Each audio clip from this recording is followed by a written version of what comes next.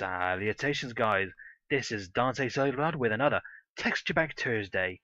Now straight on with the pack. And here we have Jolicraft 1.5.2, created by Andre Jolica. I will leave a link to his site and download in the description. This is a delicious Mediterranean style cartoony stylized pack. Over here we have the sun, which is a rich swirling spiral motif which we'll see over and over again. Lovely dark clouds, and with my brick ship house you can see a terracotta orangey looking brick which almost looks uneven despite the fact that's almost impossible with a texture pack. The plant pots have little mosaic patterns which kind of go with the Mediterranean theme. Heading through the very rustic flimsy looking European doors, we're in my house. Okay, over here we have our clock and compass on our frames.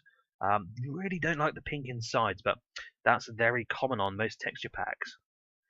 The dispenser itself, having a look, a ginormous hole there which could fit a tree trunk, let alone an arrow, but a very mossy brick looking style with delicious metal corners. The dropper here looks maybe a bit too happy, but who can blame it? It's sitting next to a hopper here with very shiny rim. Who doesn't like a shiny rim? And the furnace looks more like a giant mouse hole or a kennel. But look inside and it's no joke because we have a really nice ivory or parchment style interface which looks great, as well as the pork. Lovely. Here we have a barrel which would make vintage beef jealous.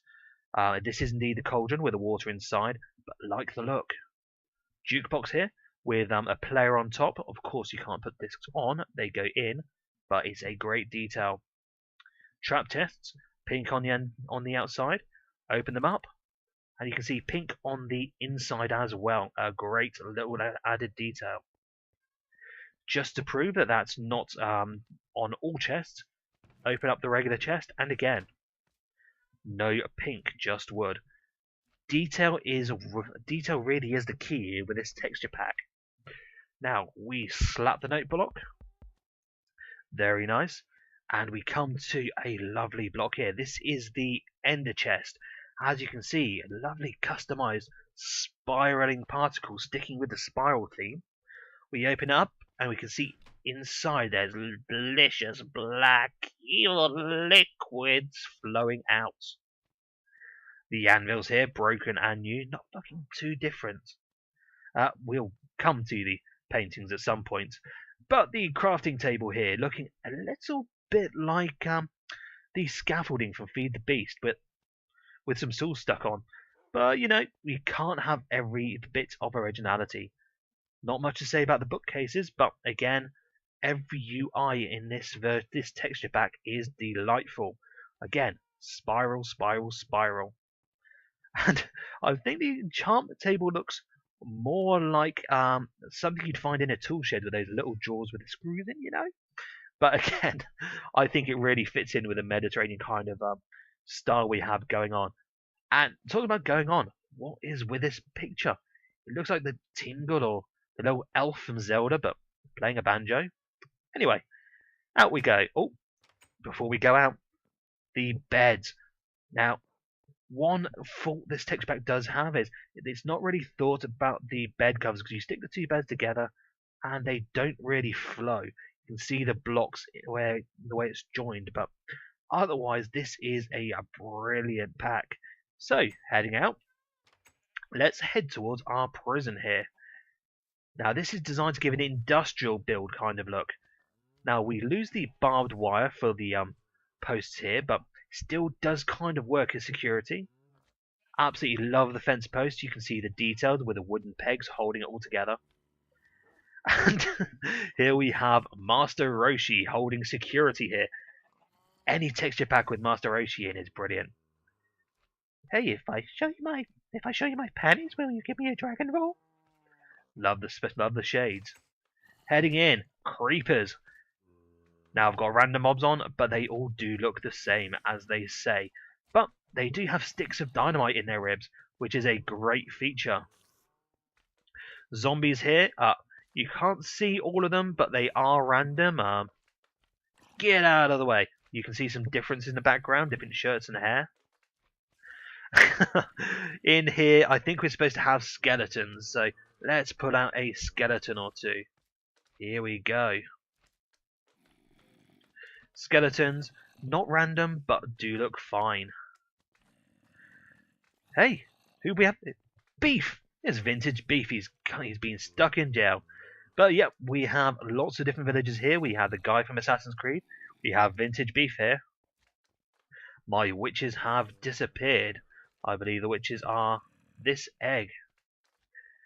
Now here they've chosen to keep the warted nose, which does slightly put me off the way it wanders around the face. But very good design. And we have the spider. Not much to note, but the glowing yellow eyes are great. Ladders. Wood and metal. Love those ladders. And here we have our yellow slime. Lemon flavour. Now I did forget to show you the shop. Here we have most of our paintings here. Most of the small ones anyway. And these are the absolute standout feature. You can see we've got night scenes, we've got day scenes, we've got spaceships, we've got planets, we've got octopi, we've got this lovely picture here with a red-headed lady with maybe a piece of some hair or some smoke or some blood blistering in the background. But she's too happy for blood. Let's head back up the quicker way as we head out of here. Iron doors looking great, very thick and industrial. Looks something like you might see in a science lab, maybe. And here we get to the animals. The moo shrooms, looking at a little less shroom, a little more moo with a plainer kind of cow. Chickens looking great. Very shiny bow on that yellow chicken, which is another motif you'll find all the way throughout this pack. And one chicken, of course, looking like the standard chicken, which I like. Here we have our porkins. There are muddy porkins and a clean porkins. Random mobs again. Until we get to the sheep. Sheep, I'm sorry to say this, guys, all look the same. Which is a little bit odd. Now, cows here. We have lots of different cows. Very random with an evil glowing-eyed cow. Don't know what it is with the glowing eyes on this pack. And the squid. With its lovely little suckers there looking down at us. Right, we have our field here, and you can see the pumpkins. No faces. It is a shame, but it does stay true to the style of this texture pack. You don't find many European pumpkins with faces on. And the melons are very nice. Although what is odd is the lily pads do look very dry, despite being stuck in the middle of water. Over here we have our trees. Now again, it fades from the forest into the desert, and the changes are very, very subtle. You can see it here, changing from the light green to the darker red. Now this is our basic oak, and the colour of the wood seems to stick closer to the bark than the inside. So here we have the oak, which is a standard lovely brownish colour with wooden nails holding it together. We have our planks, steps, slabs, and the heart of the oak. And here we have our spruce wood. Very, very dark brown, and again, lovely rich dark brown here. And the leaves. They look less like needles, more like kind of palm leaves, but I really do like the look here. We'll head here to the birch, which again sticks more to the bark than it does to anything else, with the white wood, with the little blackish nails. I love the swirly motif there as well. And the greatest improvement of woods is the jungle wood. Because again, sticking with the bark, it's a lovely slightly greenish brown with what look like silver nails holding it together, almost making this the nicest wood in this texture pack. Of course, my opinion. The leaves are very thick, almost well, definitely floating there, and the vines very withered. Okay, let's move on to the redstone area. Here we have pistons. We have the mossy brick motif, and someone has vomited all over this sticky piston. It does look like someone's lunch. Up and down. A piston that has been cleaned up. And TNT, which looks like a time bomb with a clock and a... I very nearly clicked that. I will one day make that mistake, so keep watching. And a delicious redstone lamp. I love the texture of glowstone in this pack, and this is just so much better. Where it fades from the darker outsides to the lighter insides, it really does glow. Off and on. So, up the iron blocks to our beacon. Now, the beacon's very plain. It just looks like a slab of brick with a spiral shooting out. Not my preferred beam, but it does look nice when you stand inside. Whoa, that is very trippy. Ah. Okay, now we'll head to the Cave of Wonders, and inside up here, a slightly less fairy tale kind of mushroom, but good all the same. Here's the wall with a brilliant, fluffy, almost checker pattern there going with all of the wall. Now we're to the ores. This is a very oily looking high five, but it is in fact the coal. Now this is actually wool because we've not got the coal blocks implemented yet. And the ore here, looking slightly oily, but I do see why that is. We have a big block of iron here with the iron block and again the ore. Almost a tomato ketchup stain here with the redstone block and the redstone ore.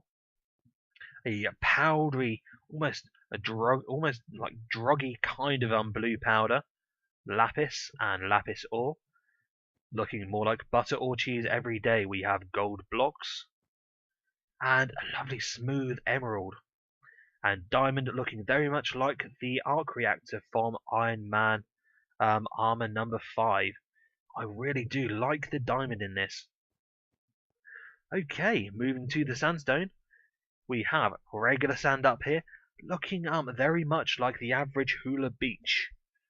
Looking very different, we have the sandstone. Kind of a bricky texture. Not sure what's going on with the chiseled sandstone. It looks like someone's drawn around their hand in blood. Much like the coal, you can give this a high five and not feel ashamed. And smooth sandstone, again, very much like a bricky texture there. Right, moving on to this side, we have gravel, reddish sand with flecks of pebble, a checker pattern going on with the cobblestone, and unlike the slightly sicky mossy stone over there, this is a lovely rich vine. Now up here we have the regular stone, nothing to shout out about, maybe looks how the sandstone should have done, and stone bricks, which wouldn't look bad making a fortress in a desert, which is kind of what they're used for. We have bedrock down here, very dark, pebbly, stony kind of color.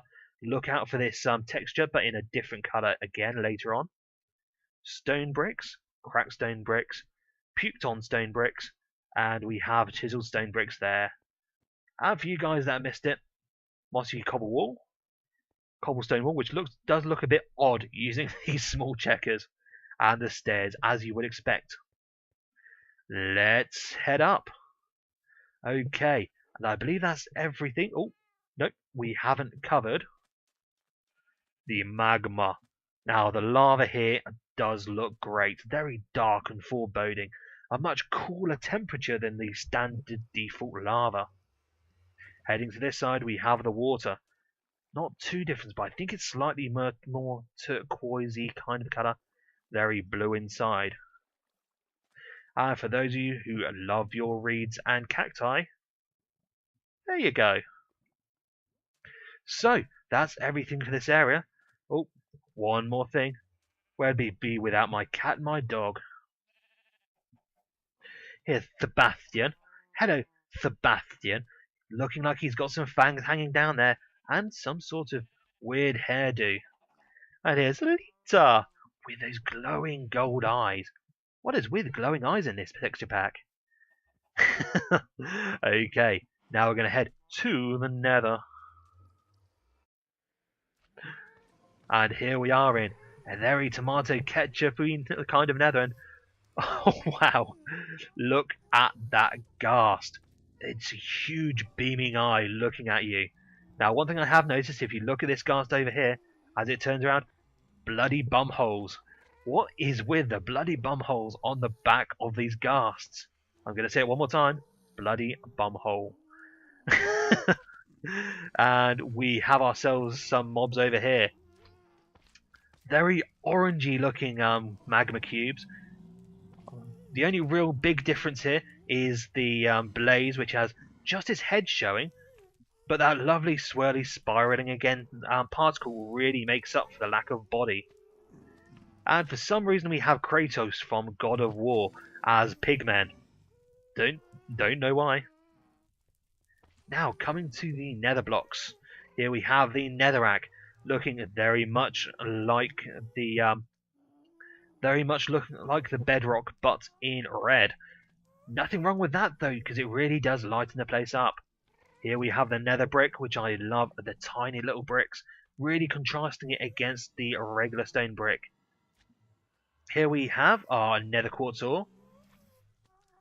Oh, we have our block of quartz, chiseled quartz, and pillar of quartz. Now I had to check what stone it was because the quartz chiseled and quartz pillar look very, very similar.